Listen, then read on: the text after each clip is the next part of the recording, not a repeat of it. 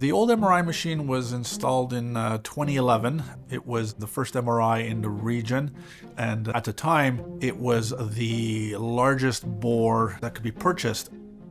Like all good things, everything has its life cycle, and this technology is heavily reliant on computer generation. So it really relies on the power of the computer to give you the images that we need.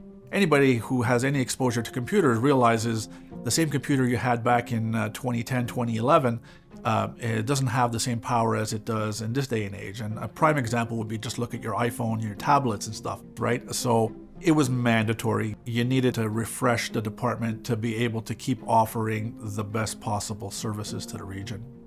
It is a brand new MRI, but we did manage to save the bore. With that came savings from not having to purchase that big magnet, and the bigger savings is that magnet is so enormous, we would have had to tear down walls, we would have had to rip apart what's called the cage. The cage is actually built inside the walls. It's kind of like a protector of that magnet. It keeps all the interference out. So we pretty much saved probably about half the price. We would have been looking at a price tag of about between 3 and 3.5 million for a brand new magnet. For the last 10 plus years, almost 11 years, we didn't really have the ability to go in there and do much of anything. So once they got through all that construction, they handed it over to Canon, and Canon started working on the install of the new equipment. That equipment had to come over by ship from Japan, so it had to arrive at a certain time. It was in thousands of pieces. There was pieces everywhere. There was boxes everywhere. And slowly but surely, they started to assemble all that stuff. And every day you'd see less and less pieces out in the corridors and in the hallways and in the rooms, and the machine started to slowly build up. And it took them well over a week to actually put that whole thing together. Then once it's together, it's still pretty much not operating. Then they had the whole thing about ramping it up, bringing it to life. The magnet has been sitting there dormant for the last 2 months or so, right? So they had to re-energize the magnet and then make sure that's working properly. Then they had all their technical people working on the computers and making sure everything is working properly. It was quite the undertaking. There was so many stages to it, so it was quite the process, all the way up until go live, where they handed it over to us, and then we started to work on it. The technology has advanced so much.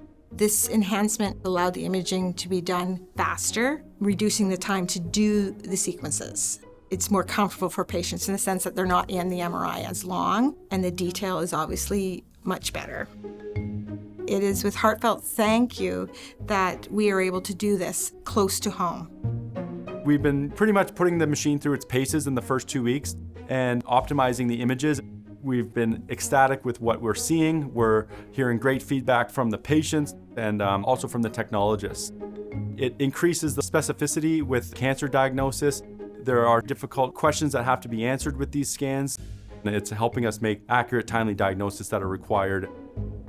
We've been able to recruit a new radiologist because of this machine. We are also able to start attracting other specialties because they know that we have such generous support.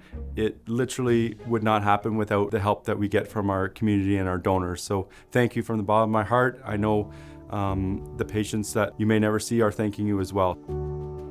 Capital equipment isn't specifically funded by the government, and so it's very important to have a strong donor community that can invest and actually make a hospital excellent in terms of its life-saving equipment. Reflecting back on the great stewardship and responsible decision-making 10 years ago, that results in us, instead of having to spend $3.2 million, we're able to buy this with approximately $1.7 million investment from the community. And in the 10 years I've been here, I've seen huge amounts of investment coming from our community. We've put it all to good use, and frankly, it's inspiring to work in an organization that has the most up-to-date and advanced diagnostic tools at the very highest quality. The impact of community generosity means we are able to provide more advanced levels of care. We are so grateful for your support and the impact that you are having on healthcare close to home. Thank you.